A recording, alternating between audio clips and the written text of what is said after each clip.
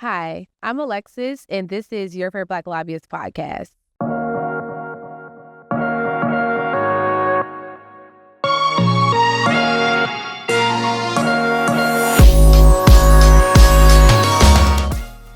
I want to talk about today the personal and how it's in a sense affecting, the political.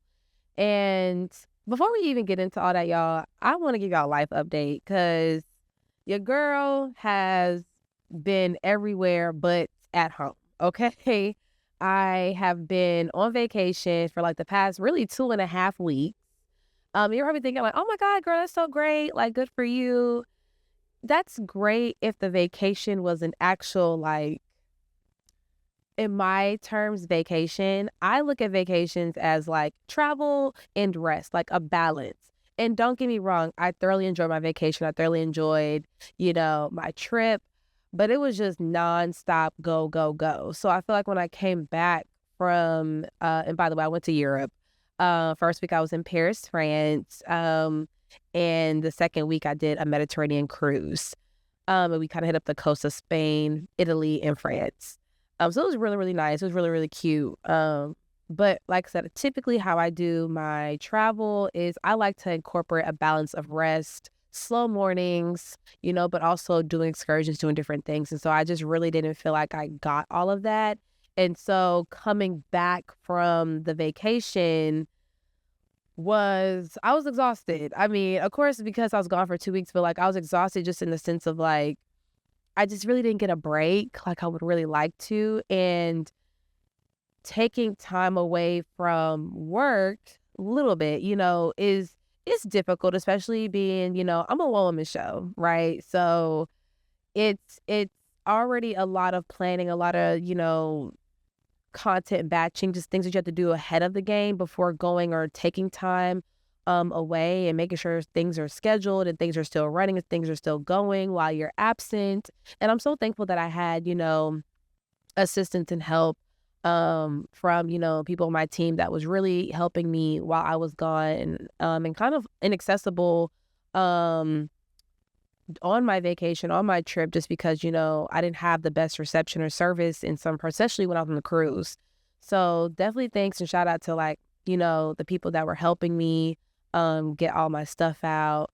I think it's just one of those situations where it's like, I came back and I'm just still tired. Like I'm still tired, but we pushed it through and I have to go out of town again. It's just like a lot. So I will be really happy when I can just have a moment of stillness, to be able to get things, kind of back in order, get myself back in order, and then, also just have some time to actually plan everything out. And so, yeah, that's where I've been just these past dang near month. It hasn't even felt like a month has passed, but it's just like, I feel like I've been gone for so long and, yeah. But outside of just, the fact that I've been going, but also I do want to point out, I've been going because I know I talked about burnout in I believe episode 2. I am prioritizing rest. So like when I did come back, I was a little under the weather from after coming back from my vacation. So I did actually just take that time and take that week to just, things were already kind of scheduled to post and go out. So I just really took that time to just rest, not do anything, not try to make myself do anything. So that was really, really good. And then like really on the weekends, I didn't go anywhere. I was offered to, and that'd be my problem. People be like, oh, like come outside. I want to hang out. I want to do this. Let's do this. And I'm just like, and the weather was nice, and especially, being in Atlanta when the weather is nice.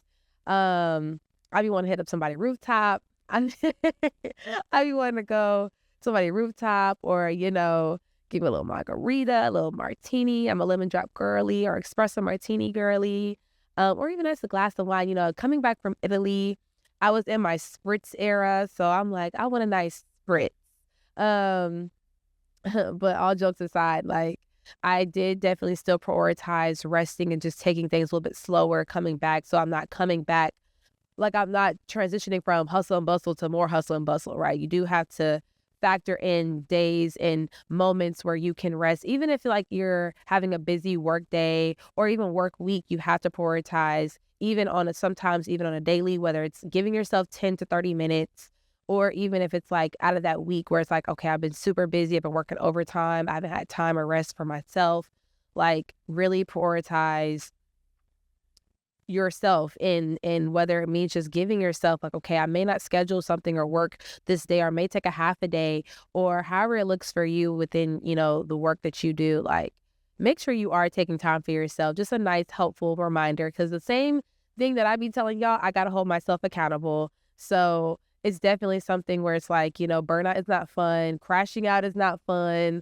And even going into like, because we are, transitioning into like the fall season, it's going to get colder. And I know that's typically when seasonal depression steps in. So like, please make sure you're prioritizing yourself and taking time for yourself. Nice, gentle reminder. So yes, the same advice I be giving y'all, I really definitely try to take myself. So it's not just something where I'm just talking to y'all and I just be doing my own thing. No, I really do mean what I say and preach what I say. But yeah, that's been my life lately. It's definitely been trying to find a moment to just like rest or really just take things a little bit slower and be a little more strategic in my planning, especially with my business and even just in my personal life. But outside of that, and I also do want to like just chime in 2 seconds about this, and then we'll definitely get into today's topic. I promise I won't keep y'all so long with this life update. But y'all, and I want to talk to my Black women, okay? My women, okay? My girls. Can this be studied that like when it comes to Black women, how often we want to change our hair? Y'all, I love my hair. I know y'all be like, oh, it's so cute, it's so cute. But baby, let me tell you, I am itching to take these braids out, okay?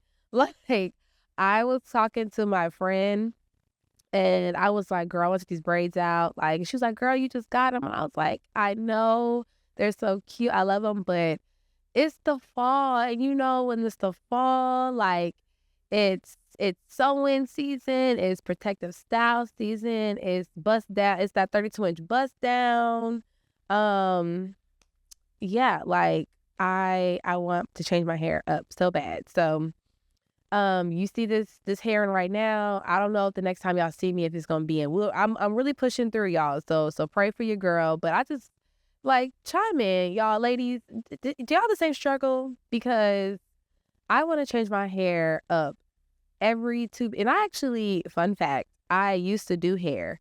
So I know how to do my own hair and all the things, and that doesn't mean that y'all can hit me up and be like, oh girl, you do hair? That out of commission. I no longer do hair. That's done. Okay.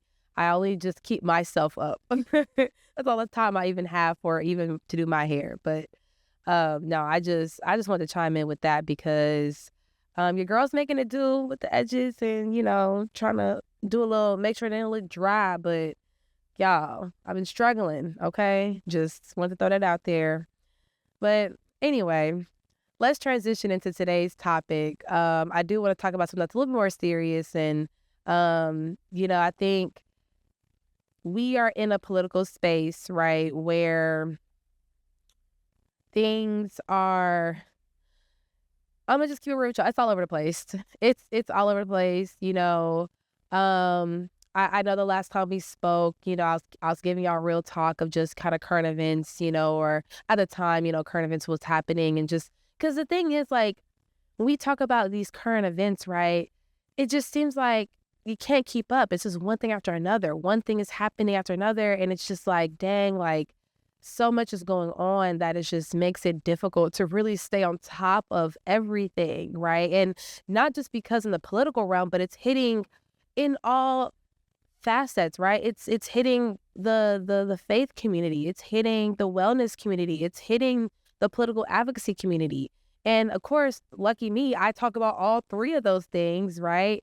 But it's one of those situations where it just seems like it's so much. And I really just wanted to talk to everyone about how the personals really, like how things are personally affecting you, what's happening in the news, what's happening in the politics and the, policy space, right? And how you're in a sense coping with that. And it's a real conversation to have, because this isn't just like, stuff we see on TV and it's not real. It's not like it's a it's not like it's fake. This is real life and it's impacting us in real time, right? And it's hard to process in real time when so much is happening. So many people have, opinions and thoughts on what's happening. And it makes it difficult sometimes to decipher and discern between what's real, the facts of something, your belief behind it, on top of you just processing, how do you truly feel about what's going on? And do you even know if what's going on is impacting you, or how does it impact you? It's so many different layers, right? And I think we look at things from a one-sided sometimes, or one lens perspective, when I think we need to really understand a lot of stuff is like an onion, right? It's so many layers to just one thing that happens. So when you compound multiple things happening at the same time, it can be overwhelming. It can be overstimulating. It can be a lot. And I just really wanted to talk about, especially the thing that happened. This happened in September. A young man, he was 21 years old. I want to make sure I get his name right. DeMar Travian Trey Reed was found hung. Really, he was lynched from a tree on Delta State University campus. And, after the autopsy was revealed, it was reported that it was death by suicide. Now, I'm pretty sure I have people that are in, a different generation than me, younger generation. I can't give you the names, but, and I also know I have people that follow me that are a generation or two above me. And I want to be very, very clear, that you don't rule someone hanging from a tree with bruised and broken limbs, abrasions on their body, as a suicide.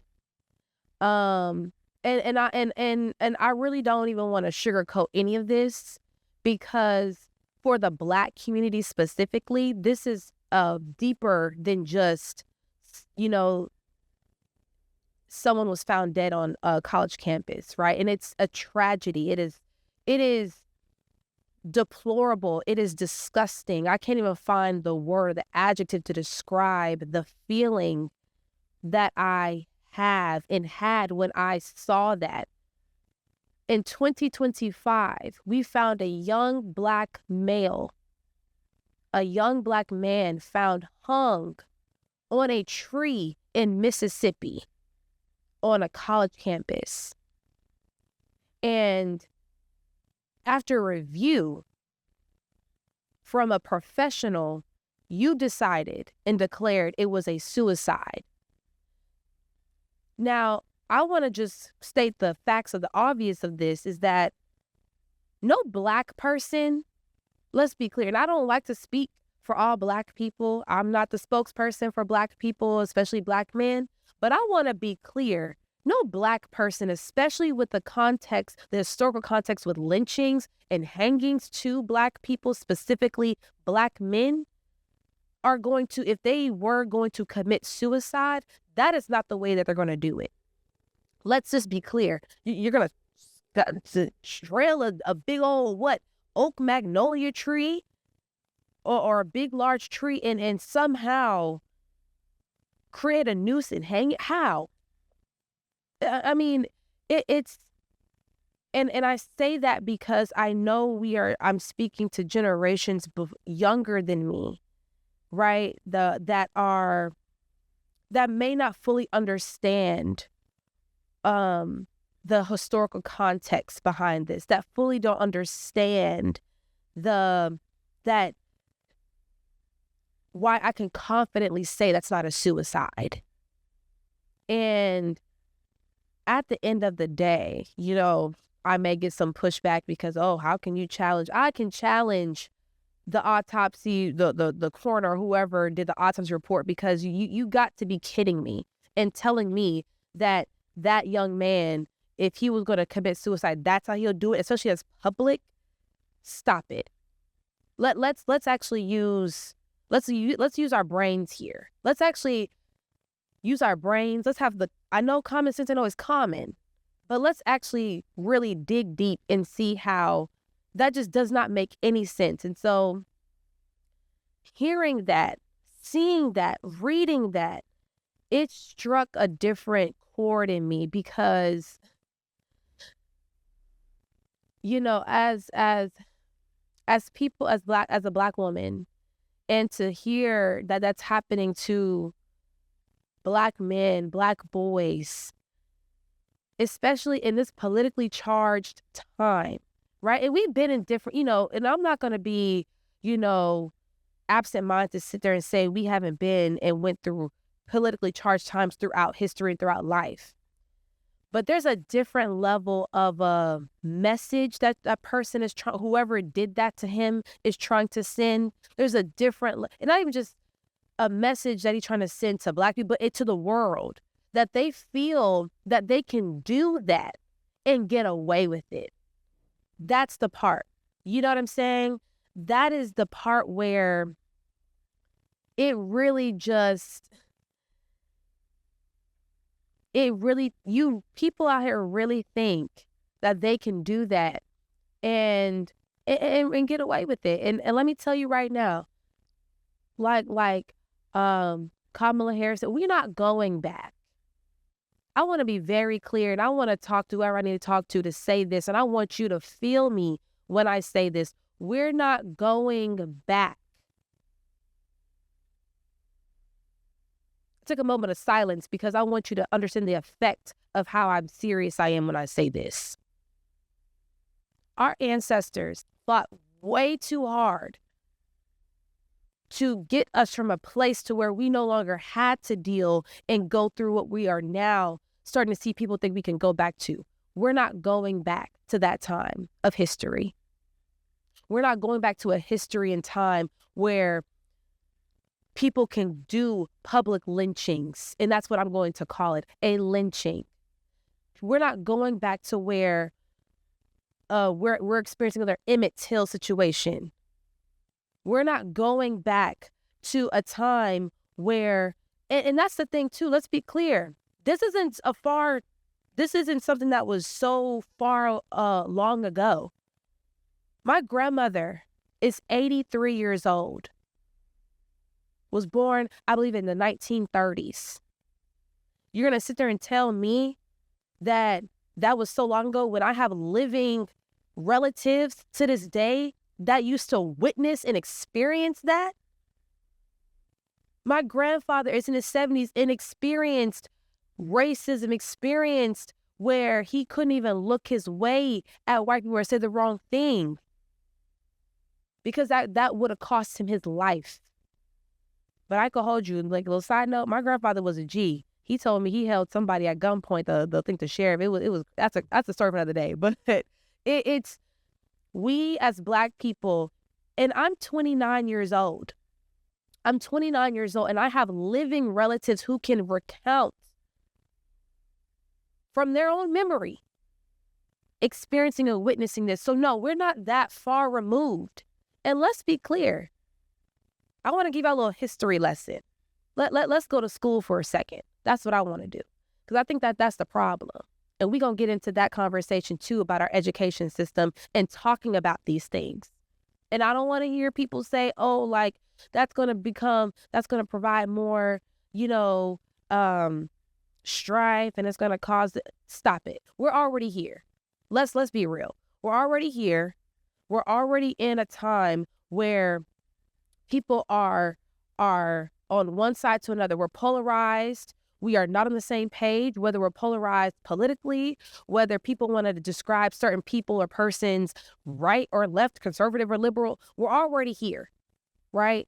And we've been trending this way for a while. I'll even go, we've been trending here since post-Obama. We've been here for a while.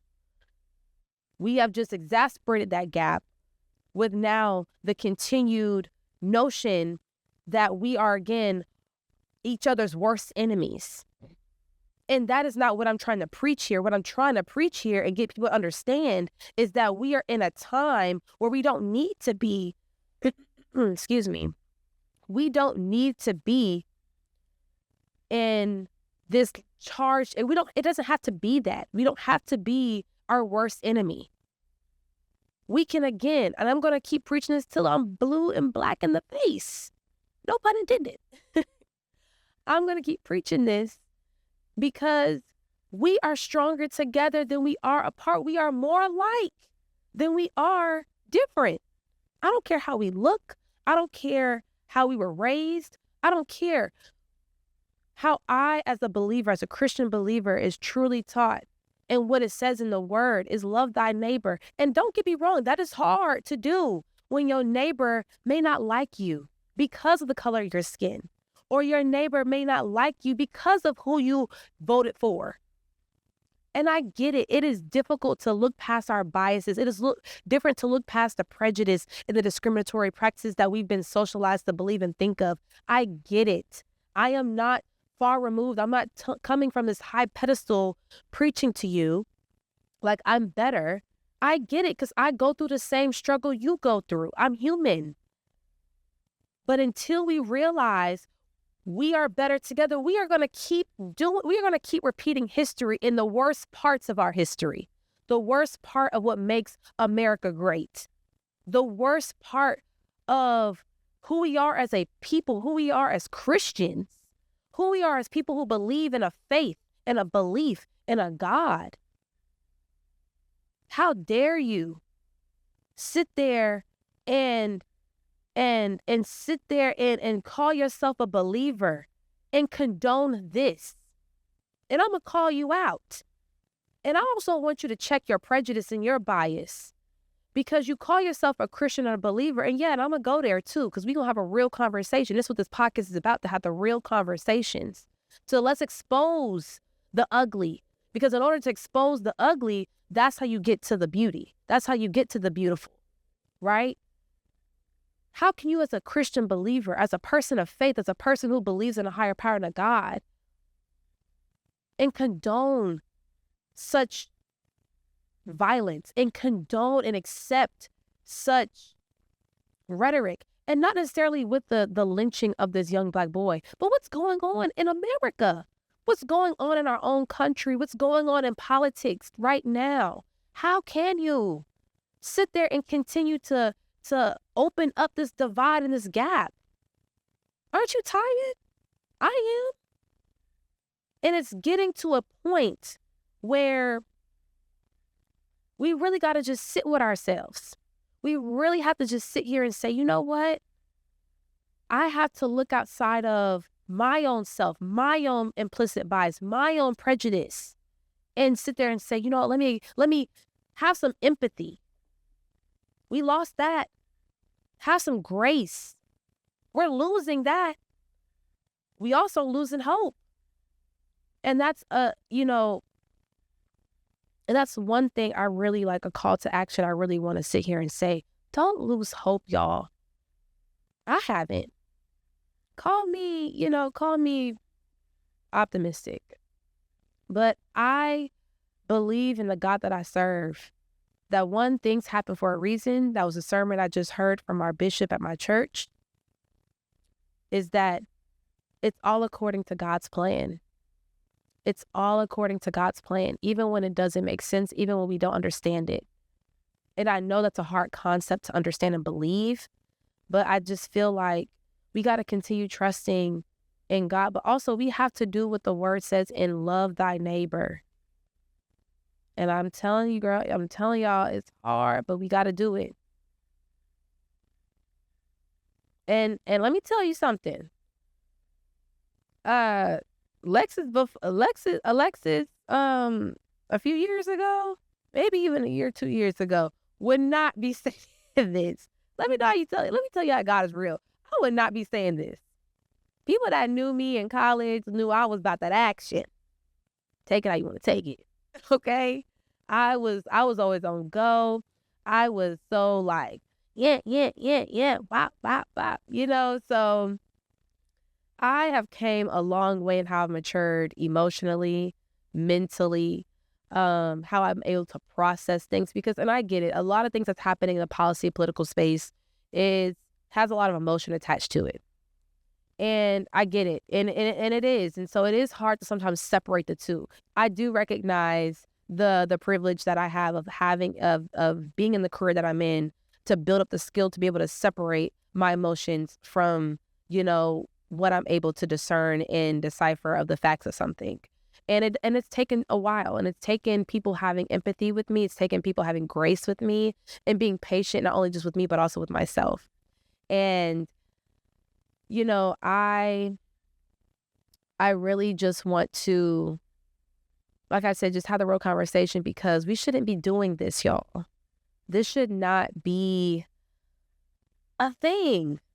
But here we are. We are really indulging in the worst versions and parts of ourselves. And you know what? And sometimes it feels good too. Sometimes we feel validated and vindicated doing it. But we lose the plot when we do that. We lose the goal. We lose ourselves, who we are at our heart posture, who we are at our character, who we are within ourselves. We lose that. And, it's honestly, it's exhausting. It's sickening. I'm, again, disgusted. It's deplorable. And we got to do better, y'all. We really have to do better than this. I mean, I pray for Trey Reed's family. I pray healing over them. I pray that they find some kind of solace in this tragic death of this is somebody's son, grandson, brother, cousin, nephew, and I just pray that the Reed family can find some level of peace within all of this, and I know that's hard to say because how can you find peace when you found your boy lynched on a tree? You know what I'm saying? I just, and as a Black man, I want to hear from y'all. What are y'all thoughts on this? A young brother in this predicament, um, I really pray for the family because it's tragic what they went through and are currently going through because it's so public now, right? So they have to also not only deal with the terrible reading of his death, right? But also they have to deal with the political backlash that comes with it. They have to deal with the people that feel they need to give their comments and 2 cents on it. And it's it's overall, it's just sad. And I really do pray for the family because that's something they shouldn't even have to go. That's something he, as a young man, shouldn't have had to go through. And it's really disheartening. It's really, really disheartening. And I didn't want to make this super heavy, but we got to talk about these things, y'all. We got to, again, I want to expose the ugly because in order to get to the light, we got to go through the darkness.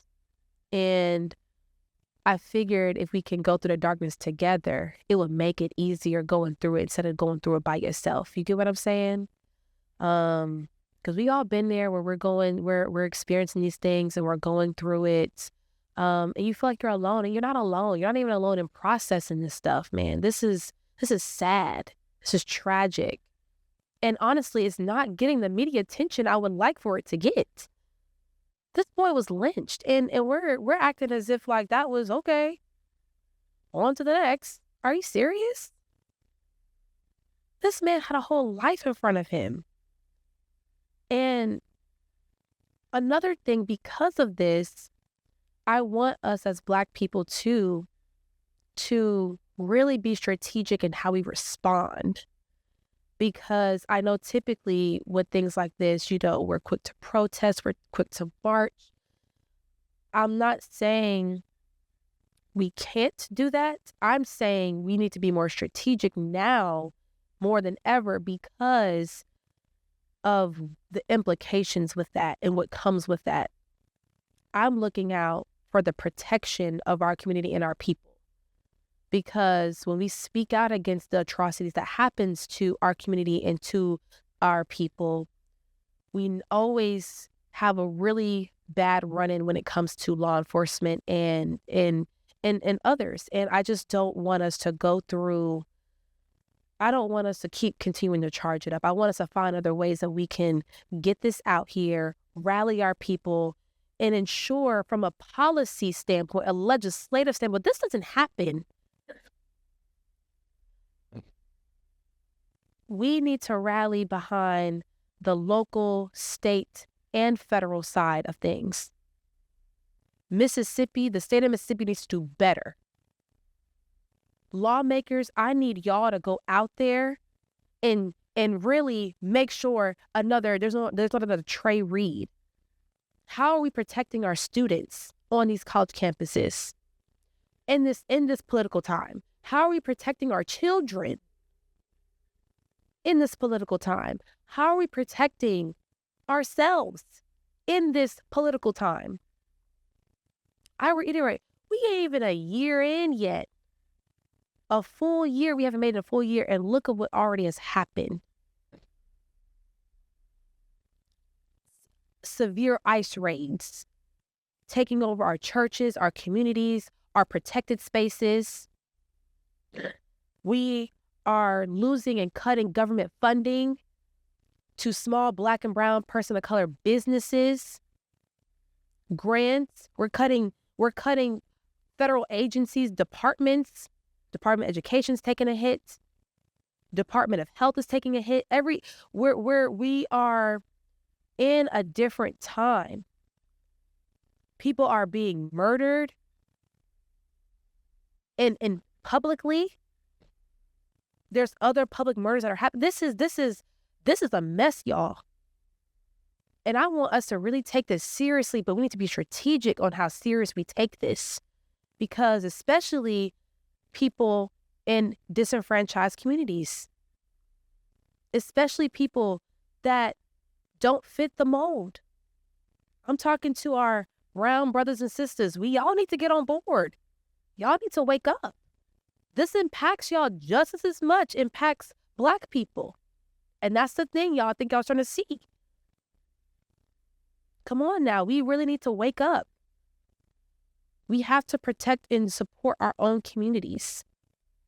Whether that means financially. Black people, I mean, again, I want to take y'all back to school. Black people had a Black Wall Street. It was burnt down like everything that we created in our communities are.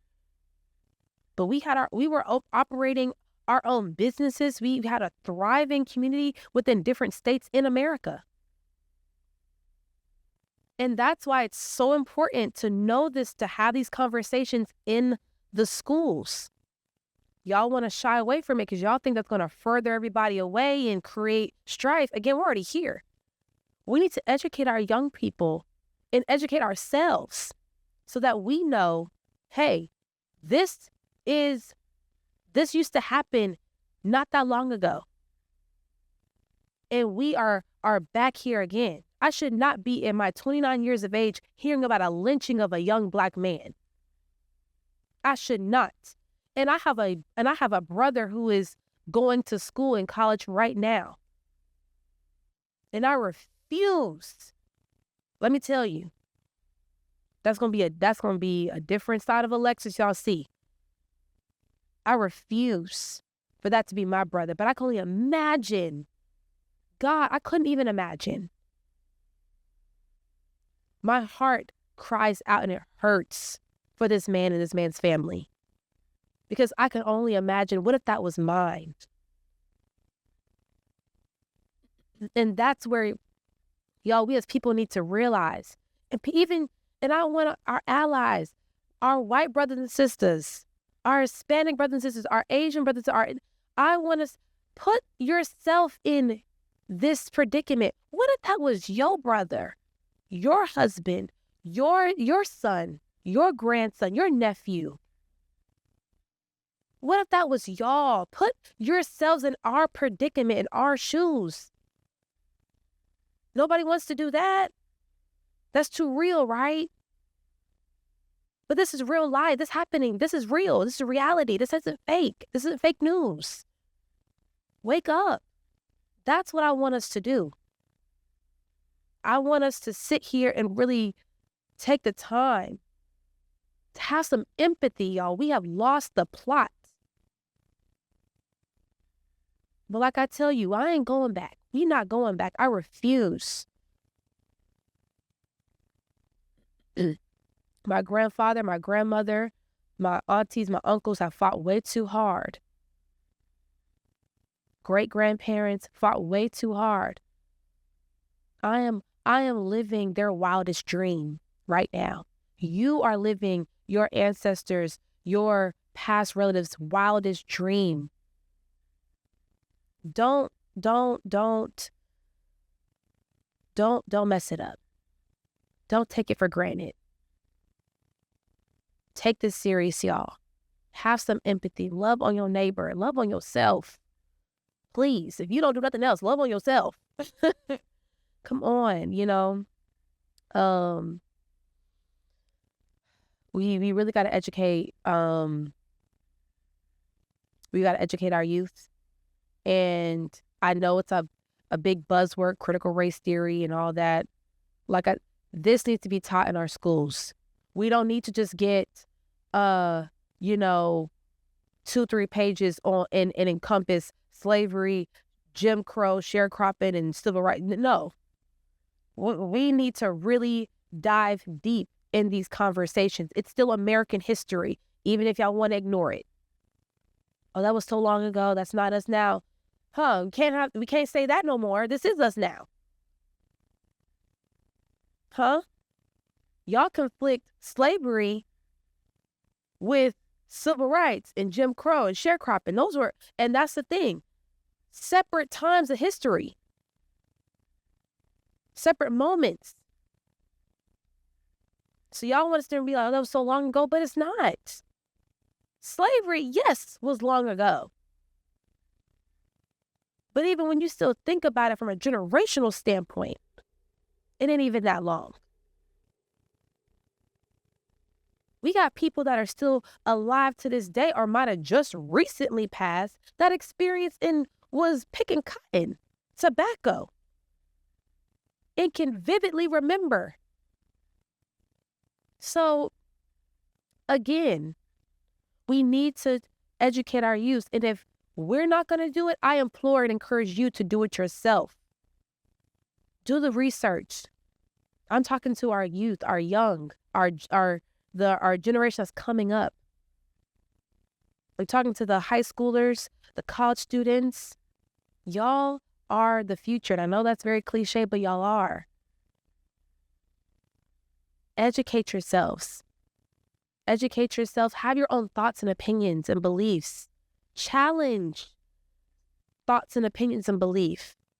But know the difference of a challenging thought and opinion and belief and a debate and someone that's just trying to evoke an emotional response or, because I know we're definitely in a social media time where everybody likes to rage bait and clickbait and all those things. Know the difference. Armor yourselves emotionally so you can have a thought-led conversation. So when someone does say you're less than because you're Black or you don't have a certain brain processing power or whatever the case is, it doesn't even affect you because you know the truth within yourself. You know you're smart. You know you're intelligent. You know you didn't get here off of affirmative action or any other thing. You know you got here off of your own merit and hard work. I graduated from the University of Georgia with 2 degrees. No, I wasn't there because I was a star athlete. I was there for my academics. And no, I wasn't there because they needed more Black people. I was there because I was supposed to be there. I was there because I fought my behind and I worked my behind off to get there. And I deserved to be there, whether you agree with that or not. At the end of the day, you need to equip yourself emotionally, mentally, to where you can have these conversations. And honestly, it doesn't even bother you when someone says they don't like you because of the color of your skin. Or they say things like, oh, well, Black women aren't smart, or, Black excellence isn't real, or Black girl magic. Why would they? Magical what? Okay, that's your problem, not mine, sweetheart. So I really encourage our young generation that you're not here because of whatever else anybody else's thoughts or opinions about you. Form your own opinion and thought of yourself, and let it be the highest regard.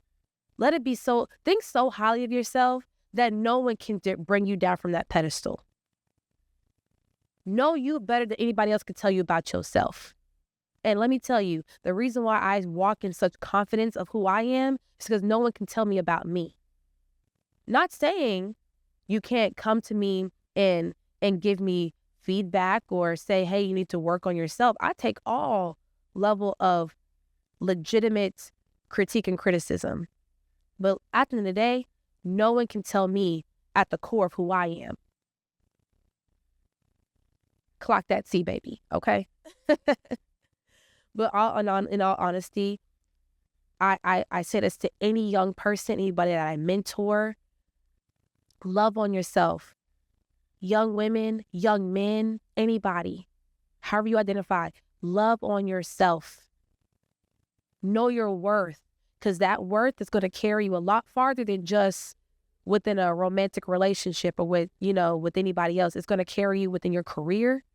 I have been told in my career, so let's go down a little memory lane.